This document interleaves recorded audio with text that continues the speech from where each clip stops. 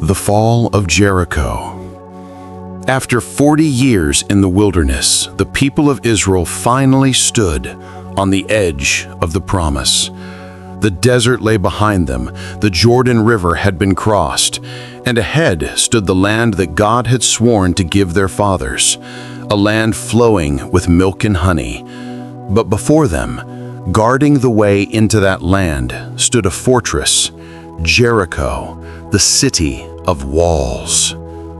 Jericho was no ordinary city. It was built for war.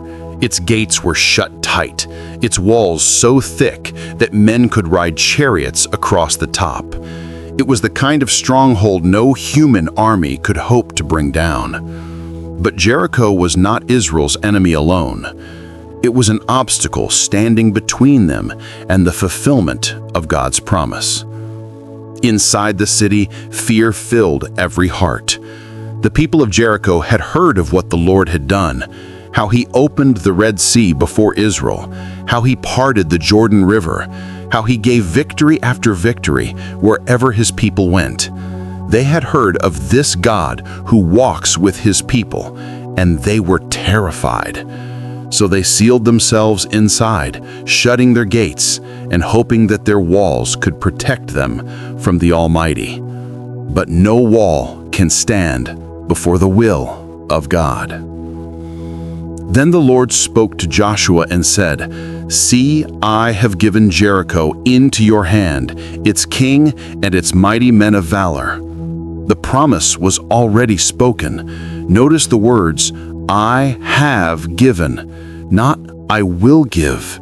To God, the victory was already done. What remained was obedience. The Lord gave Joshua instructions unlike any battle plan before. He said, "You shall march around the city, all you men of war. Go around the city once each day for 6 days. 7 priests shall carry 7 trumpets of ram's horns before the ark. But on the 7th day, you shall march around the city 7 times, and the priests shall blow the trumpets. When you hear them sound a long blast, all the people shall shout with a great shout, and the wall of the city shall fall down flat. No swords, no ladders, no siege weapons, only walking, trumpets, and faith." To human minds, it sounded foolish, but to those who believed, it was divine. Joshua did not question. He had learned to trust the voice of God, even when the instruction made no sense. So he called the priests and the soldiers and relayed every word that the Lord had spoken.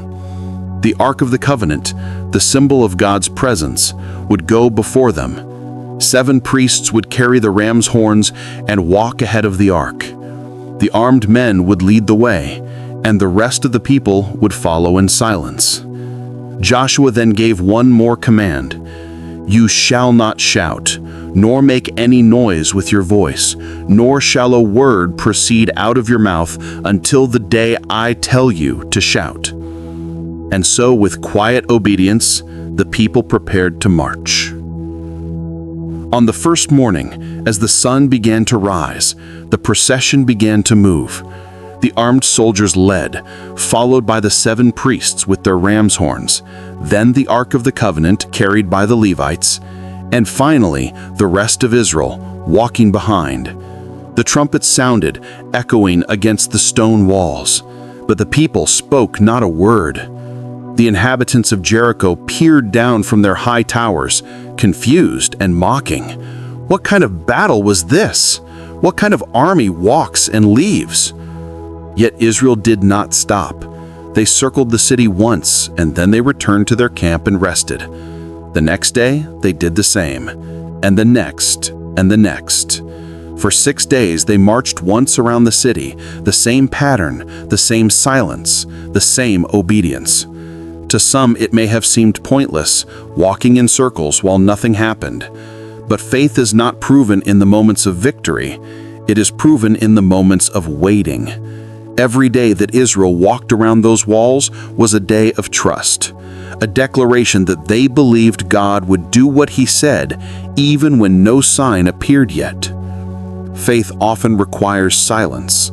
Sometimes God tells us to walk, not to talk, to trust Him without questioning, without rushing, without trying to force what He has already promised.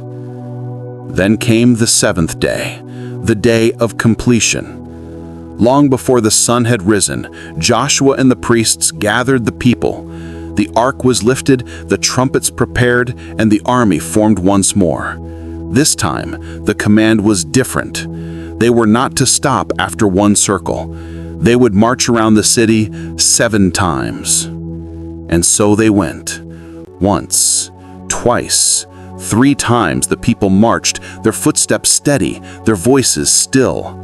4 times, 5 times, 6 times, and on the 7th time, the priests raised their horns and gave a long, loud blast that filled the air. Then Joshua cried out, "Shout, for the Lord has given you the city!" And the people lifted their voices and shouted with all their strength. Thousands of voices filled the air. The sound of the trumpets mingled with the roar of the people, a sound not of fear, but of faith. And suddenly the ground began to tremble. The mighty walls of Jericho, the pride of Canaan, began to crumble. Stone after stone fell, dust filled the sky, and in a moment, the walls that had stood for generations collapsed, flat to the ground. The people of Israel went up straight into the city, every man before him, and they captured it, just as the Lord had said. The city was taken not by might, but by faith, not by human power, but by divine promise. Joshua commanded that everything in the city be destroyed as the Lord had instructed. The gold, the silver, the bronze, and the iron were placed into the treasury of the Lord. The rest was burned with fire. Only one family was spared, Rahab the harlot, and all who were with her in her house. For she had hidden the Israelite spies when they came to Jericho, and she believed in the God of Israel before the walls had ever fallen. Her faith, shown in action, brought salvation not only to her, but to her entire household. Afterwards, Joshua pronounced a curse upon Jericho, saying, "Cursed be the man who rises up and rebuilds this city. He shall lay its foundation with his firstborn and set up its gates with his youngest."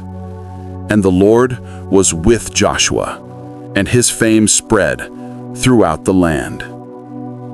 The story of Jericho is not merely a tale of ancient war. It is a picture of the power of faith and obedience. Those walls did not fall because of noise or numbers, but because of trust. The people obeyed when they did not understand, and God honored that obedience with victory. The fall of Jericho reminds us that God's promises are not fulfilled through human strength, but through submission to His will. When we walk by faith, even when the command seems strange, even when the progress seems invisible, God works in ways we cannot see. Sometimes God tells us to walk, not to talk, to trust Him without questioning, without rushing, without trying to force what He has already promised. But in His time, He calls us to shout, and the walls that stood for years collapse in an instant. The fall of Jericho stands as a lasting testimony that faith obeys, obedience waits, and God never fails. And just as the Lord gave Jericho into Joshua's hands, He gives victory to all who walk in His word, who refuse to give up before the 7th day, who trust that even silent obedience is powerful when done in faith. Jericho fell, not by human power, but by the hand of the Lord. And the same God who brought those walls down still brings down the walls in our lives today.